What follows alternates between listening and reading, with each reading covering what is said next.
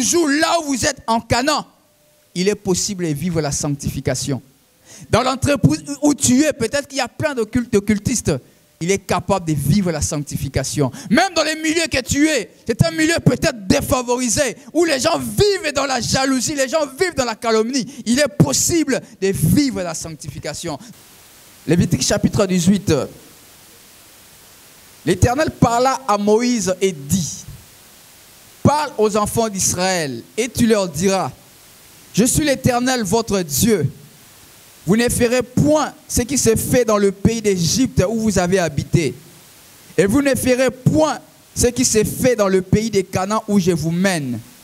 Vous ne suivrez point leurs usages. Vous pratiquerez mes ordonnances et vous observerez mes lois. Vous les suivrez. Je suis l'Éternel votre Dieu. Vous observerez mes lois et mes ordonnances. L'homme qui les mettra en pratique vivra par elles. Je suis l'Éternel. Nul de vous n'approchera de sa parente pour découvrir sa nudité. Je suis l'Éternel. Alors, à partir du verset 7, on est en train de décortiquer ce qui est dit au verset 6. Je vous inviterai d'aller lire ça à la maison. Le verset 21. Tu ne livreras aucun de tes enfants pour le sacrifier à Moloch. Et tu ne profaneras point le nom de l'Éternel ton Dieu. Je suis l'Éternel. Tu ne coucheras point avec un homme comme on couche avec une femme. C'est une abomination. Tu ne coucheras point avec une bête pour t'essuyer avec elle. La femme ne s'approchera point d'une bête pour se prostituer à elle. C'est une abomination. Vous observerez mes commandements et vous ne pratiquerez aucun des usages abominables qui s'est pratiqué avant vous. Vous ne vous souillerez pas. Je suis l'Éternel, votre Dieu. Amen. Asseyons-nous et nous acclamons pour la parole du Seigneur. Bien-aimés dans le Seigneur, le thème qui va clôturer, le grand thème de ces mois, c'est mener une vie sainte. Mener une vie sainte. Nous bénissons le Seigneur pour cette pensée qu'il a mise dans l'homme de Dieu. Vous allez remarquer que dans beaucoup d'églises, ce genre de thème, il n'y en a pas. S'il y en a de temps à autre. Mais généralement, il n'y a pas ce type de message. Et d'ailleurs, si vous allez sous d'autres cieux, carrément, on évite ce genre de messages pour frustrer la sensibilité des fidèles.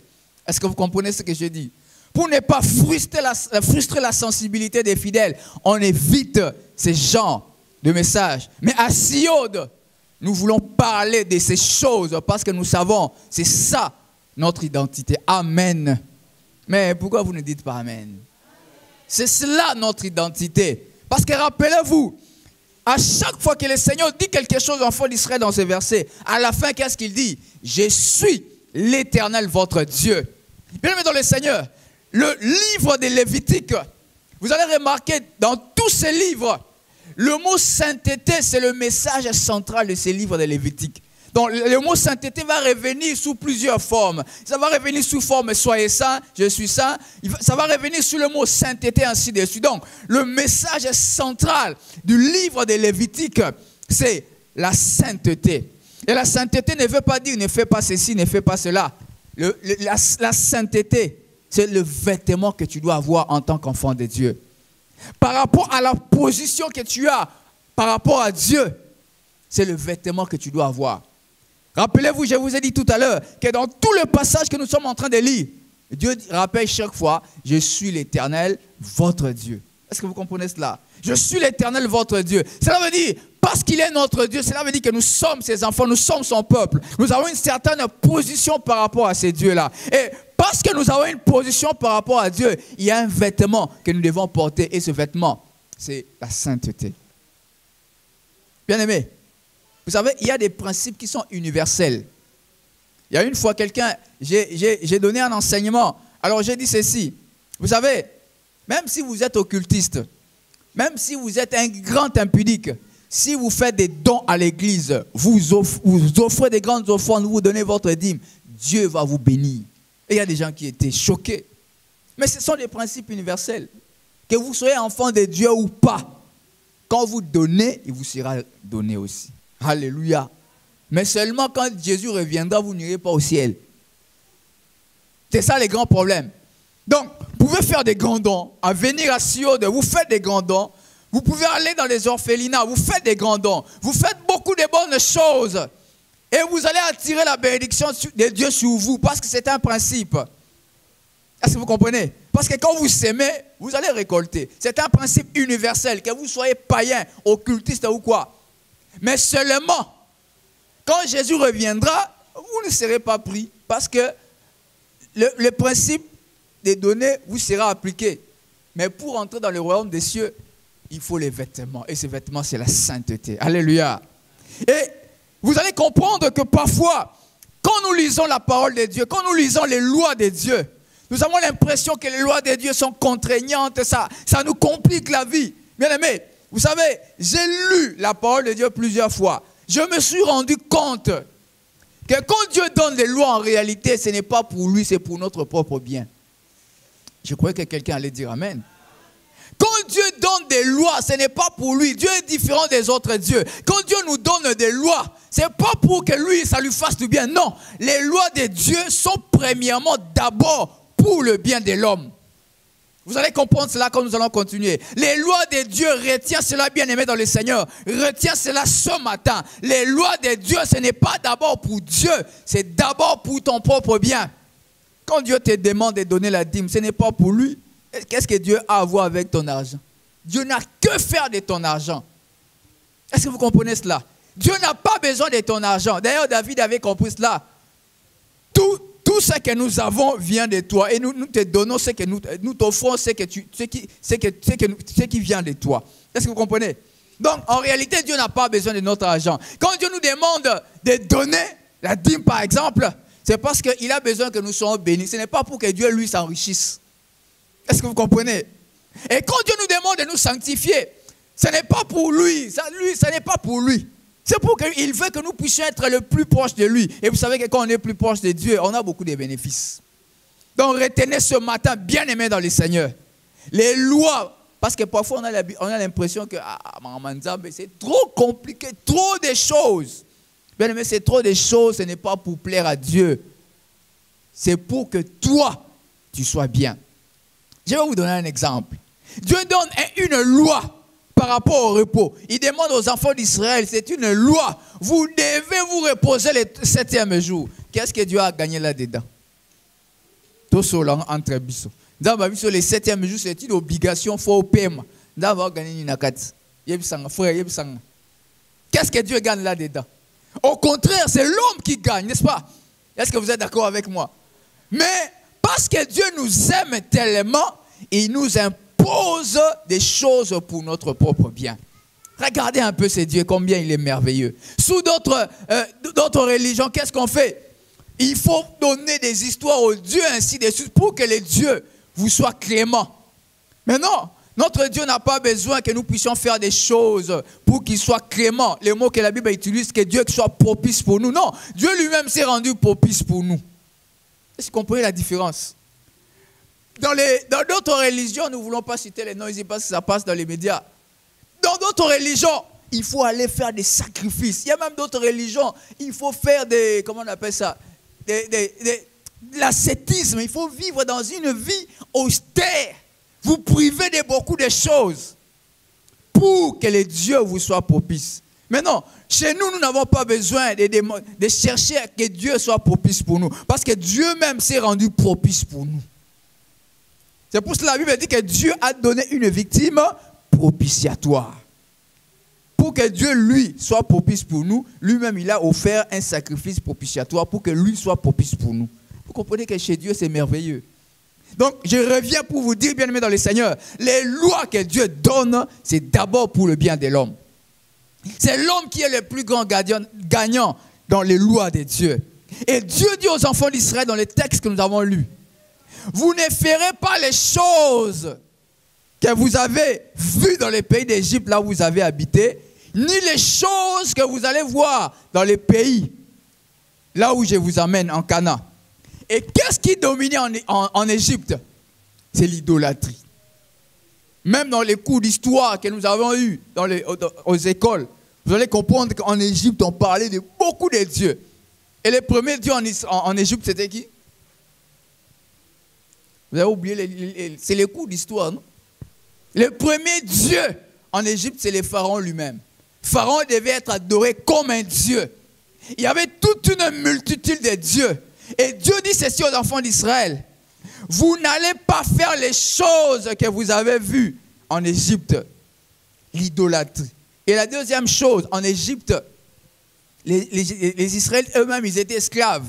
On pouvait prendre les gens pour les dominer sur eux comme esclaves. Mais Dieu dit aux enfants d'Israël, vous n'allez pas faire ces choses-là. Et en Canaan, qu'est-ce qui dominait? Il y avait l'idolâtrie. Et la deuxième chose qui dominait en Canaan, c'était quoi? C'était l'immoralité sexuelle. Alléluia. C'était l'immoralité sexuelle. Dieu dit aux enfants d'Israël, vous ne ferez pas l'idolâtrie que vous avez trouvée en Égypte, ni l'idolâtrie, l'immoralité sexuelle que vous allez trouver en Canaan. Et l'immoralité sexuelle, on va les voir tout à l'heure, il y en a sous plusieurs formes. Mais bien aimé dans le Seigneur, vous allez remarquer que même lorsqu'Israël est entré en Canaan, Israël aimait bien adorer les idoles. Et les idoles, aujourd'hui, il y en a beaucoup. Hein? Aujourd'hui, l'argent, c'est l'idole. Aujourd'hui, même les réseaux sociaux sont devenus une idole pour les gens. Il y en a qui passent 4 heures sur les réseaux sociaux, mais 1 minute devant la Bible. Et même la prière est devenue compliquée ces derniers temps à cause des réseaux sociaux. C'est devenu une idole pour beaucoup de gens. Beaucoup de gens aujourd'hui, l'argent est devenu une idole. Il est prêt à tout pour avoir l'argent. Mais comment est-ce qu'Israël, alors qu'il était délivré par Dieu, alors qu'il a vu les grandes choses que Dieu a faites pour lui, comment est-ce qu'Israël s'attachait beaucoup aux idoles, facilement aux idoles? La première chose, bien aimé dans le Seigneur, c'est parce que quand vous adorez les idoles, le péché n'est pas désapprouvé. Avec les idoles, vous pouvez pécher, il n'y a pas de problème. Est-ce que vous comprenez? Quand vous adorez les idoles, le péché n'est pas désapprouvé. Deuxième chose, c'est la sensualité qui est approuvée. La sensualité, ça veut dire tout ce qui est attrait au sexe. C'est pour ça que vous allez voir beaucoup de gens qui sont dans le monde compliqué. Ils sont toujours dans l'immoralité sexuelle. Pourquoi? Parce que quand vous êtes dans ces choses-là, l'immoralité sexuelle est tolérée. Et le changement de vie n'est pas nécessaire. Quand quelqu'un adore des idoles, le changement de vie n'est pas nécessaire. Et autre chose, l'éthique est très basse. L'éthique est très basse. Vous voyez, par exemple, aujourd'hui, sous d'autres cieux, vous savez qu'il y a ce qu'on appelle le clonage humain. Vous avez déjà entendu parler du clonage humain. Ça veut dire qu'on peut prendre, pas l'ovule, mais on peut prendre une cellule quelconque. Et puis on fabrique un être. On ne crée pas un enfant, parce qu'un enfant peut avoir les caractéristiques de vos frères, de vos soeurs, ou bien les caractéristiques qui sont en vous là-bas enfouies. C'est ainsi que vous pouvez voir un enfant, vous avez un enfant, il peut ne pas vous ressembler. Peut-être qu'il ressemble à votre frère ou bien votre soeur. Parce que ce sont des caractères qui sont enfouis en vous. Mais les clonages, on veut vous recopier exactement tel que vous êtes. Alors, dans la médecine, dans l'éthique de la médecine, cela n'est pas autorisé officiellement. Mais il y a un chercheur chinois qui dit qu'il a déjà fait ça. Il a déjà cloné un être humain. Pourquoi? Parce que c'est un pays où l'éthique est très basse. Est-ce que vous comprenez? Donc, quand vous adorez les idoles, le problème éthique n'est pas là. Vous pouvez faire tout ce que vous voulez. Mais le problème maintenant avec Dieu, lorsqu'on veut adorer Dieu, on veut vivre pour Dieu, la première chose, c'est que la moralité est très élevée. Quand vous voulez servir Dieu, la moralité est très élevée. Est-ce que vous comprenez? La moralité devient très élevée. Et quelque part, je peux même dire, entre parenthèses, même votre privé, vous n'en avez plus. Hein? Est-ce que vous comprenez? Quand on sert Dieu, il ne faut pas dire non, ça c'est ma vie privée. Non, quand vous servez Dieu, il n'y a plus de vie privée. Tout ce que vous faites, tout ce que vous êtes, c'est par rapport à votre ministère. C'est pour ça que j'ai lu un auteur qui a dit quelque part, le caractère d'un serviteur est lié à son ministère. Le caractère d'un serviteur est lié à son ministère. Quand vous vous appelez aujourd'hui pasteur, sachez que votre vie sera affectée par ce ministère-là. Quand on dit que je suis un joueur de football, on est joueur seulement sur le terrain. Quand vous sortez sur le terrain, tout ce que vous pouvez faire ne regarde personne. Mais quand vous êtes pasteur, quand vous sortez quelque part, même ce que vous faites au travail, même Ce que vous faites au marché, ça concerne les gens, ça concerne votre ministère. Donc, avec Dieu, la moralité devient élevée. Avec Dieu, le péché devient désapprouvé. Le péché sous toutes ses formes. Et quand on veut servir Dieu, le changement de vie est nécessaire. On ne peut pas dire que je commence à servir Dieu et il n'y a pas de changement de vie. On ne peut pas dire non, aujourd'hui, ces derniers temps, je suis très content. J'ai vu au moins 4 artistes musiciens de ce pays et d'autres pays qui ont déclaré publiquement vouloir servir Dieu. Bien aimé, oui, c'est vrai, servir Dieu, mais cela doit être accompagné d'un changement de vie. Quand on sert Dieu, il doit y avoir un changement de vie. Et avec Dieu, les principes éthiques deviennent élevés. Cela veut dire que même ce qui est normal pour tout le monde, pour toi, ça devient un péché. Est-ce que vous comprenez? Quand on commence à servir Dieu, quand on revêt ses vêtements de sainteté, même les petites choses que les gens trouvent normales, pour vous, ça devient un problème. Pour vous, ça devient un problème. Donc, comprenez ceci. Israël vient de l'Égypte, il y avait plein d'idoles. Il va en Canaan, plein d'idoles et l'immoralité sexuelle. Vous comprenez que toutes ces choses, ça attire. Toutes ces choses, ça attire. Mais Dieu dit ceci, tu ne feras pas ces choses. Aujourd'hui, bien aimé dans le Seigneur, l'Égypte peut représenter la situation dans laquelle tu es aujourd'hui. Et Canaan, c'est la situation vers laquelle le Seigneur t'appelle. Peut-être qu'aujourd'hui, tu es limité dans les moyens. Mais Dieu veut te dire ceci. Même dans la situation dans laquelle tu te trouves, ne fais pas les choses qui se font dans cette situation-là. Vous savez, être chrétien, c'est bien. Mais il y a des choses, on ne peut découvrir un vrai chrétien que lorsqu'il est dans la richesse. Parce qu'il y a des péchés qui coûtent cher, comme disait un serviteur de Dieu. Il y a des péchés qui coûtent cher. Quand vous n'avez pas d'argent, vous ne pouvez pas commettre ces péchés-là. Est-ce que les gens sont d'accord avec moi? Pour aller dans une boîte, il faut avoir l'argent. Quelqu'un m'a appris que dans une boîte, il paraît qu'un verre de bière coûte 5 $. Maintenant, toi, tu as que 1000 francs. Tu vas entrer là-bas comme. Pour aller avec une fille, il faut avoir l'argent. Surtout dans une boîte, tu ne vas pas amener les 5 $. Là-bas, il faut avoir au moins 100, 200 $. Est-ce que vous comprenez? Donc, quand vous voyez un frère à l'église là-bas, très saint, peut-être c'est parce qu'il n'a pas d'argent. Mais les jours où il aura l'argent, c'est là où on saura vraiment, ah non, ça c'était vraiment un frère. C'est comme mon frère, j'en sais, je l'aime beaucoup. Alléluia. Excusez-moi de parler, vous m'autorisez de parler de lui parce que c'est lui que je connais. Vous m'autorisez? Bien aimé, c'est un homme que j'ai connu dans ses faibles commencements. Et dans la position qu'il occupe aujourd'hui, je vois ce qu'il est en train de vivre. Et j'ai remarqué qu'il n'a pas changé. Maman, nakosi. Pour maman, maman, pour maman, il nous reste tout notre temps. Maman, nakosi. Nengo yebilaka janses na bomwana nenga banosela nzambe ne banal lelo boy a changé. A changé net. Non, ça veut dire que ça pena mon Christ soit solo.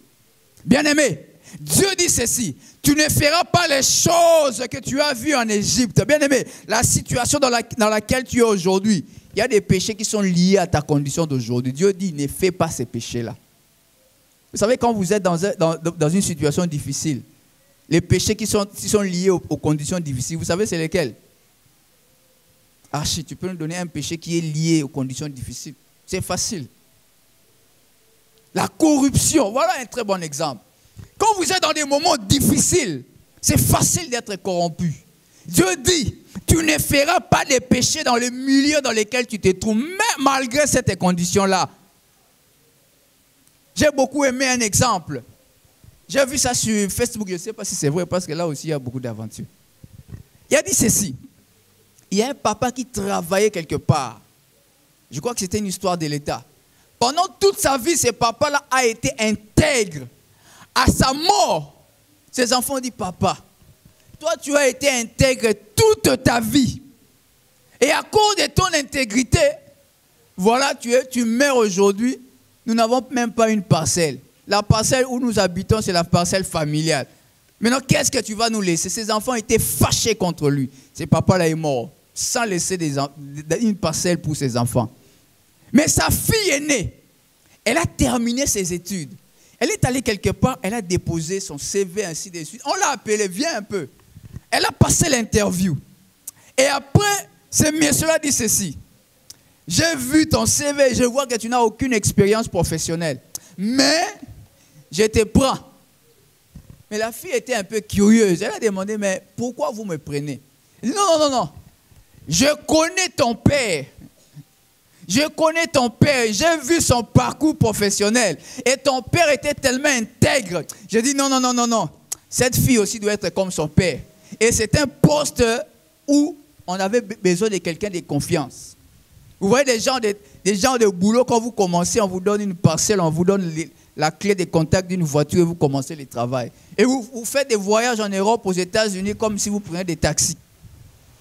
Et cette fille a eu ce travail-là à cause de l'intégrité de son père qui était déjà dans le tombeau.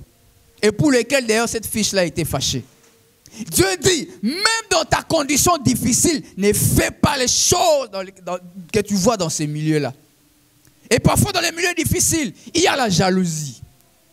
Il y a la jalousie. Ça c'est l'Égypte. Mais vous savez, c'est triste de voir, parfois, même les enfants de Dieu, vous avez un frère ou une soeur avec qui vous étiez à l'église. Cette soeur priait. Cette soeur était en train, vous priez avec elle. Mais un jour, quand vous voyez cette soeur élevée,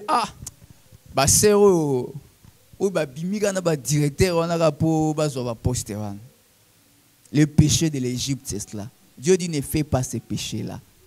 Il ne faut pas jalouser. Même quand tu es dans des conditions difficiles, quand tu vois une soeur émerger, elle va de l'avant. Glorifie le Seigneur pour sa position. Alléluia. Alléluia. Il y a encore d'autres péchés liés à l'Égypte. Vous voyez une soeur qui vit dans des conditions difficiles. C'est comme je parlais avec une fille qui faisait des tours au boulevard les soirs.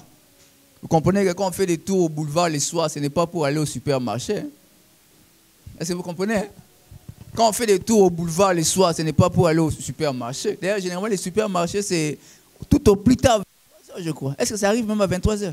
Généralement, c'est 22 h. Hein? C'est 22 h. Mais quand vous voyez quelqu'un au-delà de 22 h, elle est toujours en ville. Comprenez un peu ce qu'elle faisait. Et elle me disait ceci. Frère, comprendre un kaka pour la famille, ça ne va pas. Bien aimé, Dieu dit ce matin, ne fais pas les choses que tu vois dans les conditions dans lesquelles tu te trouves aujourd'hui. Et Dieu dit ceci, tu ne feras pas les choses que tu vas voir en Canaan. Canaan, c'est là, lorsque tu seras béni, c'est là que tu seras. Mais Dieu dit ceci, tu ne feras pas les choses que tu verras là où tu seras. Bien aimé, tu sais, je disais tout à l'heure, vous savez que quand on est un peu, tu es dans la condition aujourd'hui, c'est bien. C'est bien de servir, c'est entre guillemets facile de servir Dieu quand on n'a pas l'argent. Mais le jour où tu auras l'argent, bien aimé dans le Seigneur, le jour où tu auras une belle voiture, rien que quand tu passes, tu n'as pas besoin d'appeler une femme. Hein? Elles-mêmes, elles vont venir. Tu n'as pas besoin d'appeler certaines personnes. Elles vont venir d'elles-mêmes. Mais Dieu dit, tu ne feras pas les choses que tu verras dans les conditions dans lesquelles tu te trouves. Je vous ai raconté dernièrement, j'ai un ami qui est parti en Europe pour une formation. Il devait faire, je crois, 2 semaines. Alors, la formation a pris fin trop tôt. Alors, ses amis disaient ceci, mon frère, biso to galera na kin na ba petit a kin wana siko toza na occasion ba mindele bango yo mundele penza yango ko goûter mundele te to mona bango na TV est-ce que ko ya te to goûter bango. Il dit non non non, moi je ne ferai pas ces choses. Bien mais tu ne feras pas les choses que tu vas trouver en Canaan là où tu es en train d'aller. Tu ne feras pas ces choses-là. Dieu ne parle pas quand les gens sont déjà en Canaan, mais Dieu parle avant que tu ailles en Canaan. Ce matin à Siode, Dieu a mis dans le cœur de son serviteur de te dire, quand tu seras en Canaan, tu ne feras pas les choses que tu vas voir là-bas. Généralement, quand les gens sont élevés, c'est difficile de voir quelqu'un avec une seule femme à la maison. C'est très difficile. Pourquoi? Parce qu'il a l'argent. J'ai entendu l'histoire d'un homme de Dieu. Il était là, il travaillait pour Dieu, il était vraiment intègre. Mais lorsque Dieu l'a élevé, vous savez, des gens de grâce que Dieu te fait, tu peux regarder quelqu'un, tu lui racontes sa vie. Tu peux prophétiser quelqu'un avec des précisions terribles. Tu peux guérir toutes sortes de maladies. Et il disait ceci. Il a regardé d'abord sa fiancée. Il lui a dit, il a fiancé sur un niveau d'angate. Ça c'est Cana. Il a fiancé à un niveau d'angate. Et après, arrivé à ce niveau-là, il a commencé à fréquenter des boîtes de nuit. Pourquoi? Parce qu'il est arrivé en Canaan. Et les choses qu'il a vues en Canaan, il a commencé à les faire aussi. Bien aimé, tu ne feras pas les choses que tu verras en Canaan. Même lorsque tu seras élevé, même lorsque tu auras le temps de faire des voyages, des va-et-vient aux États-Unis, en Europe, ne fais pas ces choses-là. Vous savez, un jour, parfois, j'ai béni Dieu pour cela. Hein. Peut-être que ce n'était pas encore le temps. J'avais un ami qui travaillait quelque part. Alors, il y avait un poste de leur entreprise. Alors, il disait, non, non, mon chef, toi, tu dois avoir ce poste-là. Et alors, il a vraiment parlé à son chef. Non, mon ami, il est vraiment intègre. Il faut lui donner ce poste-là. Alors, il a tout fait. Mais ça n'avait pas marché. Mais aujourd'hui, je me rends compte, je me dis, peut-être qu'à cette époque-là, le Seigneur avait raison de me refuser cela. Vous savez pourquoi? Parce que ce poste-là, si vous faites beaucoup de temps à Kinshasa, c'est 2 semaines. Donc, il fallait à tout moment être, c'était Johannesburg, Suisse, France, Belgique, États-Unis. Vous voyez un peu ça? Et si tu n'es pas préparé, bien aimé dans le Seigneur, facilement, tu vas faire les choses que tu vas trouver à Canaan. C'est pour cela, bien aimé dans le Seigneur, Dieu peut-être que ne t'a pas encore amené en Canaan, parce qu'il voulait que tu entendes ce message ce matin. Quand tu vas arriver en Canaan, ne fais pas les choses que tu vas trouver là-bas. Ne fais pas les choses que tu vas trouver là-bas. Concernant les bénédictions de Dieu, il n'y a pas de problème parce que Dieu est fidèle. Ce qui est sûr, Dieu va te bénir. Ce qui est sûr, Dieu va t'amener là où il a prévu de t'amener. Mais ce qu'il te dit ce matin, ne fais pas les choses que tu vas trouver en Canaan. Alléluia. Et à partir du verset 6, Dieu établit une liste de comportements qui sont déviants, mais qui étaient normaux dans le paganisme de cette époque-là. La première chose dont on parle là-bas, c'est les relations sexuelles avec des proches parents. Dieu dit que tu n'auras pas de relations sexuelles avec des proches parents. Les proches parents, ça peut être qui? Une cousine, un cousin, ainsi de suite. Tu n'auras pas de relations sexuelles avec des proches parents. Je vous ai dit tout à l'heure que lorsque Dieu interdit des choses, ce n'est pas pour lui-même, c'est pour notre propre bien. Vous savez que des relations avec des proches parents, non seulement ça peut donner des complications dans la société, mais ça peut entraîner des maladies qu'on appelle des maladies congénitales. Vous savez, en biologie, on dit ceci. Si moi, je suis sain, ma femme peut avoir une maladie de sa famille. Mais chez elle, cette maladie-là ne se manifeste pas. Alors, si nous nous marions et que nous avons des enfants, parce que chez moi, je suis sain. Bon, je ne vais pas entrer dans la biologie. Il y a les histoires des génotypes, ainsi de suite. Donc, le caractère que moi, je vais dominer sur cette maladie, et cette maladie ne va pas se retrouver chez nos enfants. Mais s'il arrivait que moi, j'ai une maladie qui ne se manifeste pas chez moi, mais qu'il y en a dans mes gènes, et que j'ai des relations avec ma cousine ou bien ma soeur qui a le même sang que moi, évidemment, cette maladie se retrouve chez nous, mais nous ne manifestons pas la maladie. Les enfants que nous aurons vont commencer à manifester ces maladies-là. Est-ce que vous comprenez? Alors, quand Dieu interdit cela, vous croyez que, oh non, parfois, avoir des relations avec la cousine, c'est bon. Mais derrière cela, bien aimé dans le Seigneur, il y a des complications. Dieu interdit les relations avec des proches parents. Vous savez, on ne peut pas donner certains exemples parce que nous passons dans les médias. Est-ce que vous comprenez? Deuxième relation interdite, c'est l'impudicité. Les choses qui se faisaient en Canaan, c'est l'impudicité, l'immoralité sexuelle. En Canaan, l'immoralité sexuelle était terrible. Et dans l'impudicité, bien aimé dans le Seigneur, il y a l'adultère. Lorsque vous êtes marié, vous allez avec quelqu'un d'autre, c'est l'adultère. Alléluia. Dieu dit, tu ne commettras pas d'adultère. Parce que ce sont des choses qui se font en Canaan. Tu ne feras pas l'adultère. Quand tu es marié, contente-toi de ta femme. Si tu veux que ta femme soit comme ce que tu vois dehors, investis sur elle. Alléluia. Mais les mariés ne disent pas Amen. Il faut dire Amen. Bien-aimé, c'est possible que ta femme devienne la plus belle femme du monde. Comment? Il faut investir seulement en elle. Plus tu vas investir dans ta femme, plus elle va devenir belle et moins tu vas regarder dehors. Même quand tu regardes, tu vois. Quand tu vas regarder, tu regardes ta femme. Yende. Mais va te bien mente. Deuxième chose dans l'impudicité, c'est la fornication. Ma soeur, mon frère, quand tu n'es pas marié, les relations sexuelles, ce n'est pas pour toi. Les gens qui étaient à Tsunamite, on avait déjà répondu à toutes ces questions-là.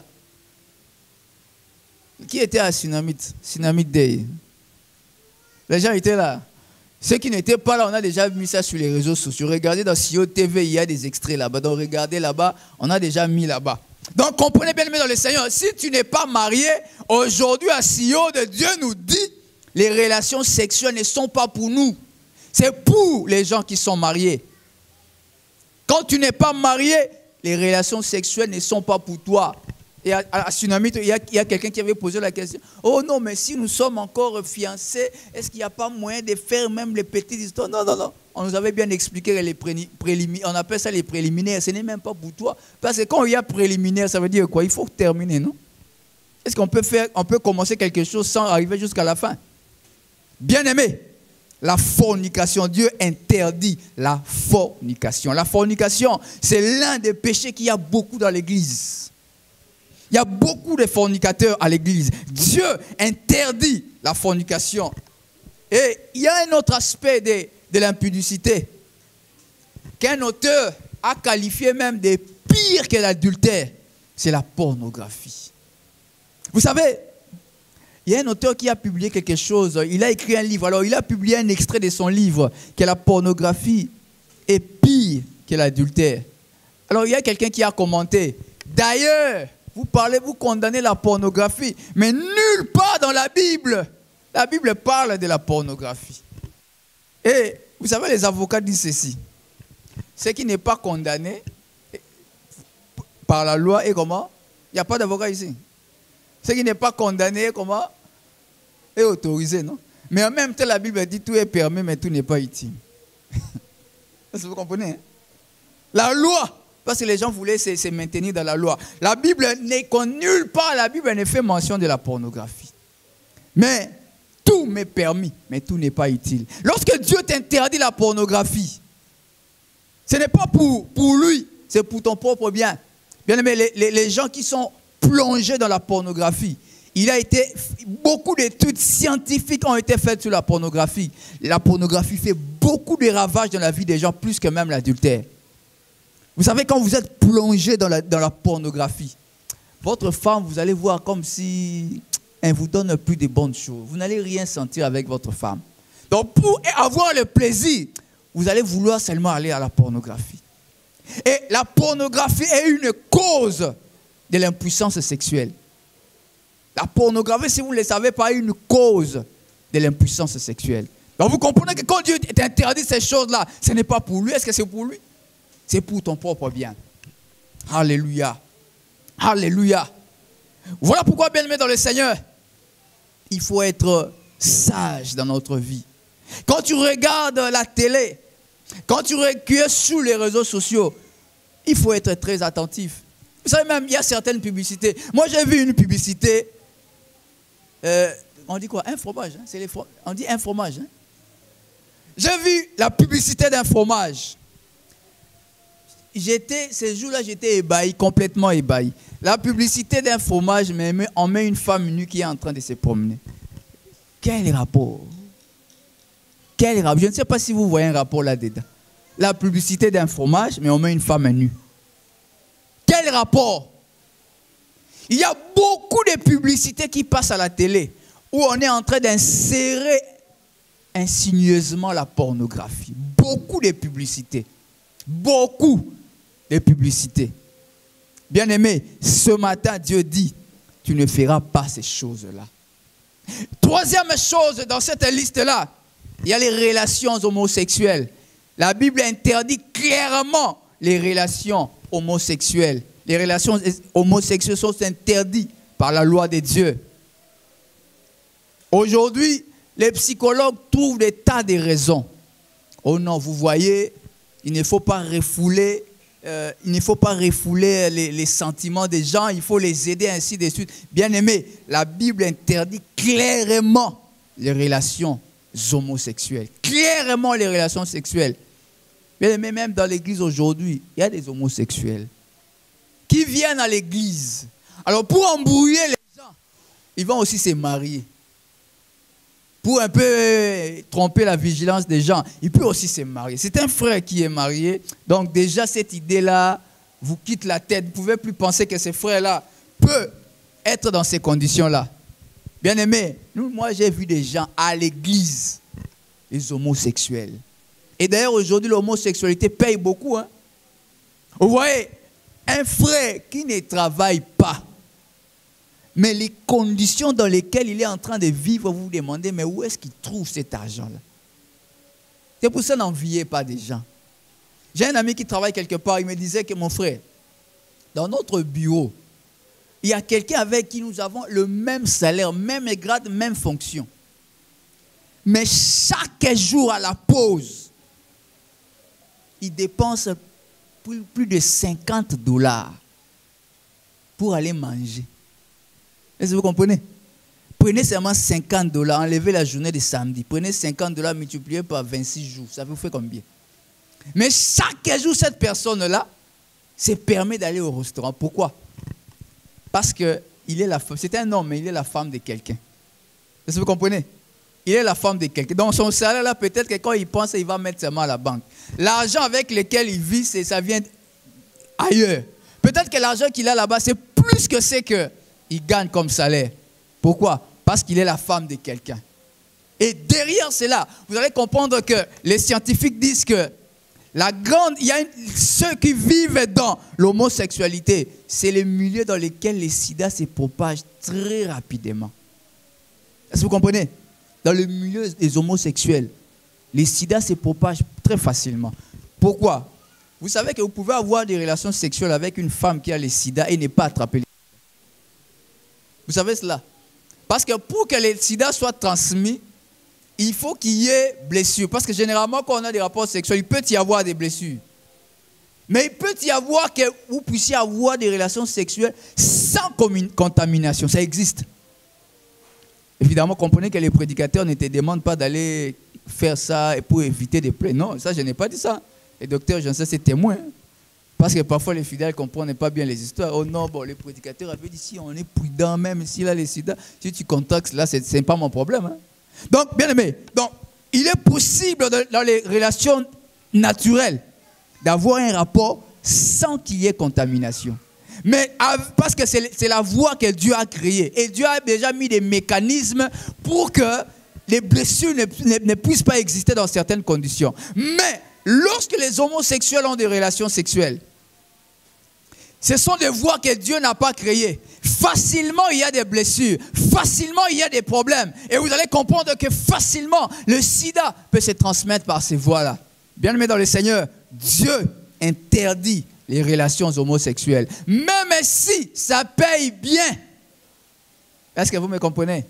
Même si ça paye bien. Mais ce sont des choses de Canaan. Et tu ne les feras pas. Même si ça paye bien. Vous savez, aujourd'hui, vous n'avez pas besoin d'être homosexuel naturel pour qu'on vous sollicite. Aujourd'hui, si seulement quelqu'un voit que vous lui plaisez, il peut venir vous proposer cela. Bien aimé, quel que soit l'argent qu'on vous propose, il faut dire non aux relations homosexuelles. Pourquoi? Parce que c'est une abomination. Là, Dieu n'utilise pas les mots péché, mais il dit que c'est une abomination. Cela veut dire que Dieu a en horreur ces choses-là. Et quatrième chose, ce sont les sacrifices d'enfants. Et vous savez, à cette époque-là, il y avait un dieu Moloch dont l'adoration demandait des sacrifices d'enfants. Donc vous prenez votre enfant, vous allez sacrifier pour chercher à que le Dieu vous soit clément. Dieu dit ceci, vous ne ferez pas des sacrifices d'enfants. Aujourd'hui, beaucoup de gens, parce qu'ils veulent être riches, sacrifient des enfants. Parce qu'ils veulent être riches, veulent sacrifier des enfants. Bien aimé, Joseph n'a jamais sacrifié un enfant pour devenir riche. Je croyais que quelqu'un allait dire Amen. Comment vous ne dites pas Amen à des bonnes choses comme cela? Joseph n'a jamais sacrifié un enfant pour devenir riche. Joseph avait besoin seulement de l'Esprit de Dieu pour être riche. Vous n'avez pas besoin de sacrifier un enfant pour être riche. Il y a aujourd'hui des gens, parfois vous voyez que non, sa femme n'arrive pas à concevoir. Non, ce n'est pas le problème de la conception. C'est que cet homme-là a déjà fait un pacte quelque part. Lui ne peut pas avoir d'enfant. Pourquoi? Parce que les enfants constituent ses réserves pour l'argent. Dieu dit ceci, tu ne feras pas de sacrifice d'enfants. Mais vous savez, les sacrifices d'enfants, ce n'est pas seulement par rapport à la sorcellerie. La manière que vous traitez vos enfants, ça peut être une manière aussi de les sacrifier. Voilà pourquoi le livre Proverbe dit, ne refuse pas les fouets à un enfant. Mais si tu refuses de fouer un enfant, tu es en train de le sacrifier. J'étais très content. J'étais chez le docteur Janssens dernièrement. J'ai appris qu'il y avait une nouvelle loi qui était là-bas. Bon, excusez-moi de parler du docteur, je ne sais pas, c'est lui que je connais. Peut-être les jours où j'étais connecté, je vais aussi parler de toi. D'accord, on est d'accord. Hein? J'étais là-bas. Maman Aline a donné c'était une nouvelle loi. Il a dit aux enfants pendant une semaine, plus de dessins animés. Est-ce que vous comprenez? Plus de dessins animés. Et pendant une semaine, je crois que ce jour-là, les enfants étaient encore dans ces une semaine-là. Il n'y avait pas de dessins animés. Bien aimés dans le Seigneur, il y a des choses qu'il faut refuser parfois aux enfants. Parce que si vous leur donnez tout ce qu'ils veulent, vous allez sacrifier leur vie. Et Dieu dit, tu ne sacrifieras pas d'enfants. Est-ce que vous comprenez? Alors, parce qu'on parle de dessins animés, vous savez, ces derniers temps, il ne faut jamais laisser vos enfants regarder les dessins animés seuls. Jamais. Vous savez pourquoi? Si vous remarquez certains dessins animés, facilement, on est en train d'introduire petit à petit l'occultisme est là-dedans. Les dessins animés du genre transmutation, il ne faut jamais laisser vos enfants regarder cela. Les dessins animés du genre, la sirène, les dessins animés du genre, le pouvoir, j'invoque le pouvoir de ceci, cela. Ne laissez jamais regarder. Vos enfants regarder ces choses-là. Parce que vous êtes en train de sacrifier vos enfants sans les savoir. Il y a des enfants aujourd'hui, il a été démontré que Pokémon, par exemple, il y a des enfants qui sont devenus violents à cause de ces dessins animés-là. Et si vous avez remarqué, ces derniers temps, ces dessins animés ont perdu un peu de l'ampleur. Parce que ça a créé des enfants violents, sacrifiés à Satan. Bien aimé, la Bible dit, tu ne sacrifieras pas tes enfants. Aujourd'hui, il faut refuser de donner tout ce que les enfants demandent. Il y a des choses qu'il faut donner aux enfants. Il y a des choses qu'il faut refuser aux enfants. Avoir Canal+ à la maison, c'est bien. Mais il faut savoir qu'est-ce que vous devez laisser à vos enfants regarder. C'est bien de mettre vos enfants dans de très bonnes conditions. Mais il faut savoir les conditions qu'il faut limiter pour que vos enfants ne puissent pas perdre leur identité. Alléluia. Bien aimé, c'est vrai. Nos enfants n'ont pas encore la conscience pour savoir choisir le Christ aujourd'hui. Mais c'est à nous de commencer à leur montrer la voie du Seigneur, au risque de les sacrifier à Satan. Alléluia. Peut-être que Satan voit ces jeunes qui ont commencé déjà à fréquenter l'église, c'est difficile de les avoir. Comment maintenant je peux les avoir? Il va descendre très bas. Peut-être qu'aujourd'hui j'ai parlé de la pornographie, vous allez arrêter de regarder la pornographie. Non, la pornographie est mauvaise, l'impudicité est mauvaise, la fornication est mauvaise. Qu'est-ce que le diable va faire? Il va descendre plus bas. Il va créer des générations. Il va commencer plus bas pour créer une génération qui va pervertir encore davantage le monde. Bien aimé, faites attention à ce que vous offrez à vos enfants. Même les jouets que vous offrez à vos enfants, choisissez-les correctement. Alléluia. Alléluia. Et autre chose, les relations sexuelles avec les animaux. Peut-être vous allez dire qu'ici, il n'y en a pas. Bien aimé, il y a un homme de Dieu qui a raconté une histoire ici à Kinshasa. Il paraît que ça aussi, ça paye bien. C'est ici à Kinshasa. Il y a un homme de Dieu qui a raconté l'histoire des gens à qui on paye de l'argent pour satisfaire les besoins sexuels d'un chien quelque part. C'est ce qu'on appelle la zoophilie. Bien aimé, cela est une abomination devant l'Éternel. Et pourquoi Dieu interdit ces choses comme nous avons dit? Je répète ce que j'avais dit au départ. Les lois de Dieu, c'est d'abord pour notre propre bien. Ce n'est pas d'abord pour Dieu, mais c'est d'abord pour notre propre bien. Et la première chose, bien aimée dans le Seigneur, pour éviter les maladies, il faut seulement se garder sain. Vous savez, Quelqu'un a dit ceci. Un chrétien qui respecte les prescriptions de la parole de Dieu, il va vivre plus longtemps. Parce que la plupart des maladies qu'il y a dans le monde ici, c'est un problème de péché seulement. Est-ce que vous comprenez? La plupart des maladies, des complications qu'il y a dans le monde, leur cause, c'est le péché. Pas le péché originel, c'est votre propre péché. Donc si nous éloignons de certains péchés, vous allez voir que notre vie sera saine. Et si Dieu interdit ces choses, c'est pour éviter des problèmes sociaux. Si vous couchez avec la femme d'autrui, d'ailleurs la justice condamne, c'est là que vous serez arrêté. Et votre femme, vos enfants vont rester comme ça sans paix, parce que vous serez en prison. Si quelqu'un sait que vous avez couché avec sa femme, vous croyez que vous allez vous entendre avec cette personne-là? Vous avez créé de la haine vous-même dans la société. Imaginez-vous que votre chef a couché avec votre femme. Est-ce que vous allez encore bien travailler dans cette société-là? D'ailleurs, si c'est moi, je vais démissionner. Je ne sais pas si c'est toi, mais moi, je vais démissionner. Bien-aimés dans le Seigneur, lorsque Dieu nous interdit certaines choses, ce n'est pas pour lui, c'est d'abord pour notre propre bien. Alléluia. Retenez cela, bien-aimés dans le Seigneur. Si Dieu nous interdit certaines choses, c'est d'abord pour notre propre bien. Et ce matin, nous avons dit que par rapport à notre position devant Dieu, nous devons porter ces vêtements de la sainteté. Mais nous ne pouvons pas terminer ce message sans montrer comment garder ces vêtements pour rester dans notre position devant Dieu. La première chose, bien-aimés dans le Seigneur, pour mener une vie sainte, il faut garder une communion permanente avec Dieu. Garder une communion permanente avec Dieu. Bien-aimés, c'est très difficile d'être en communion permanente avec Dieu et de vivre dans le péché. C'est très difficile. Quand vous avez des moments réguliers dans la présence de Dieu, c'est difficile d'avoir une vie de péché. Si vous regardez dans votre vie, les moments où vous avez commencé à vivre dans le péché, ce sont des moments dans lesquels votre prière était devenue très basse. Remarquez cela. Et le diable, sachant cela, qu'est-ce qu'il fait? Lorsque le diable veut vous éloigner de Dieu pour qu'il puisse vous amener à pécher, il va commencer d'abord par vous embrouiller pour que vous ne puissiez plus prier correctement. Et c'est sur ce moment-là que nous devenons fragiles. C'est pour ça que Jésus disait, veillez et priez pour ne pas tomber dans la tentation. Plus nous avons la communion avec Dieu, plus nous avons conscience de la présence de Dieu, moins nous péchons. Quand vous avez conscience de la présence de Dieu, c'est que Nzambe zapenzao. Est-ce que ça lisum? Si vous avez que Nzamba zapembe nanga osa lisum. Généralement, quand nous voulons pécher, qu'est-ce qu'on fait? Si la Bible était à côté, qu'est-ce qu'on fait? Mais tu as le bateau, ça là, hein?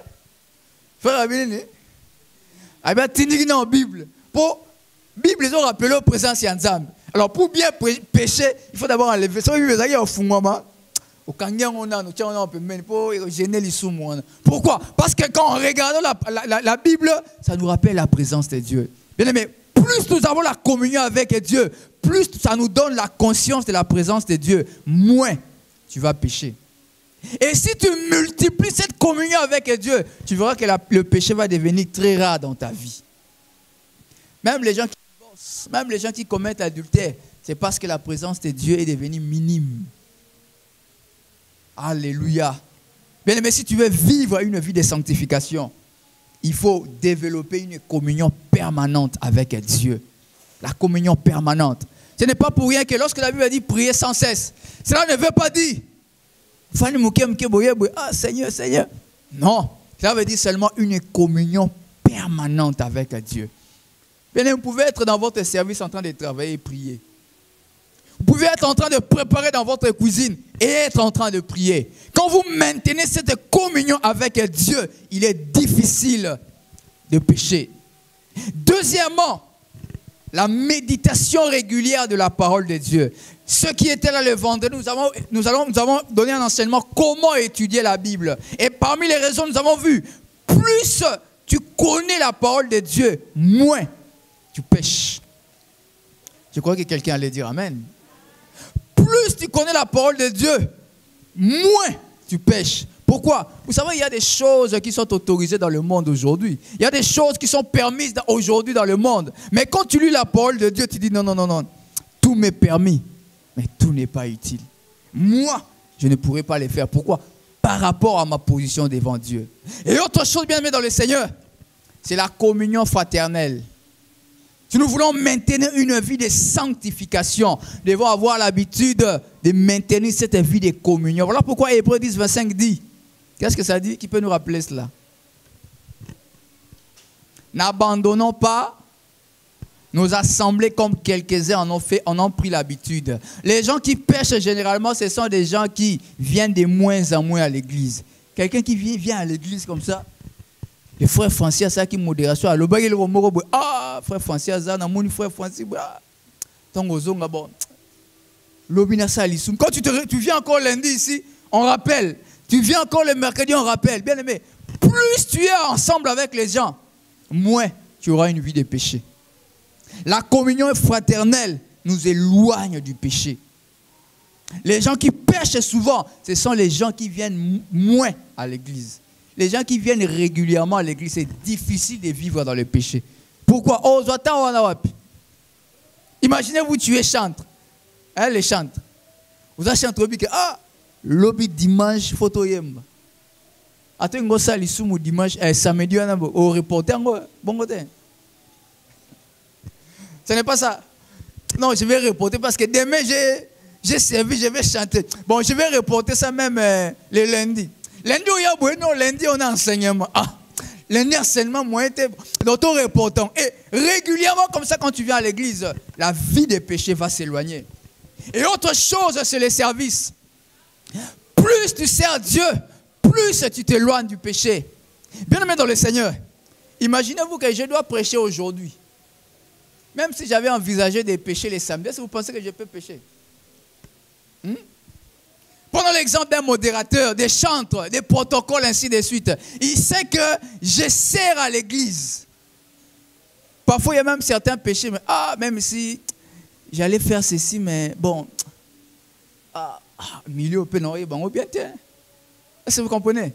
Moi, j'étais quelque part, en tout cas là, je pensais le moins que quelqu'un pouvait me connaître.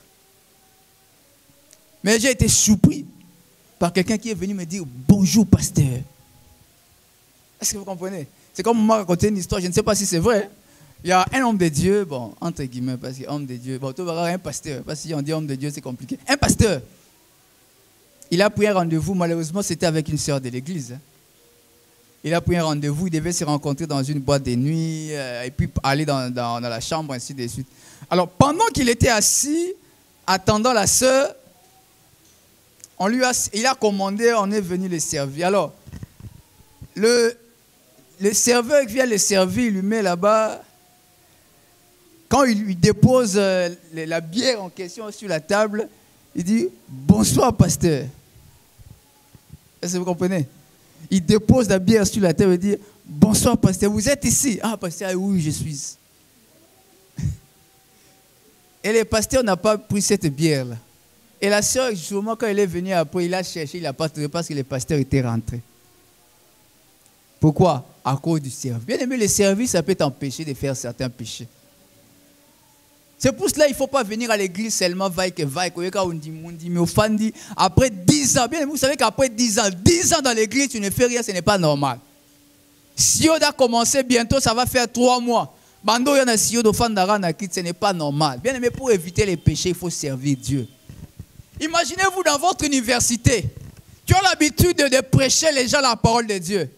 Oh, comme mes collègues,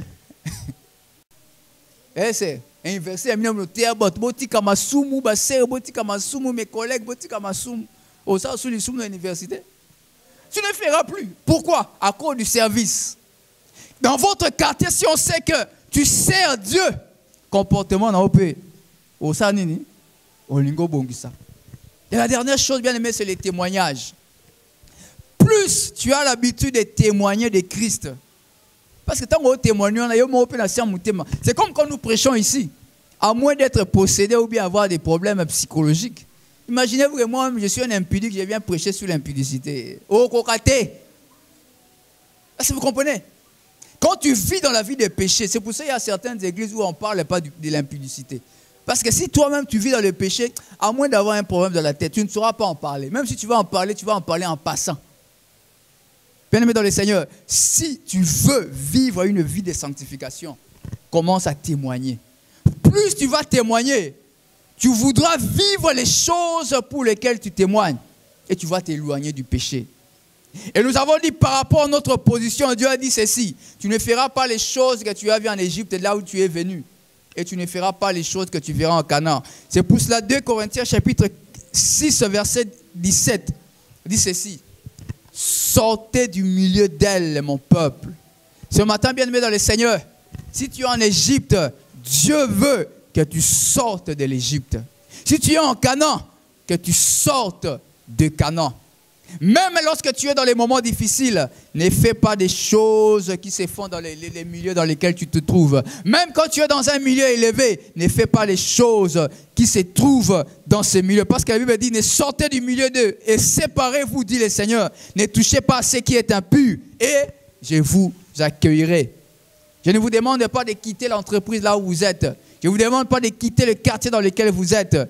Nous avons dit la fois passée que le mot sainteté vient de l'hébreu kadosh, qui veut dire ce qui est pur, ce qui est séparé. Toujours là où vous êtes en Canaan, il est possible de vivre la sanctification. Dans l'entreprise où tu es, peut-être qu'il y a plein d'occultistes.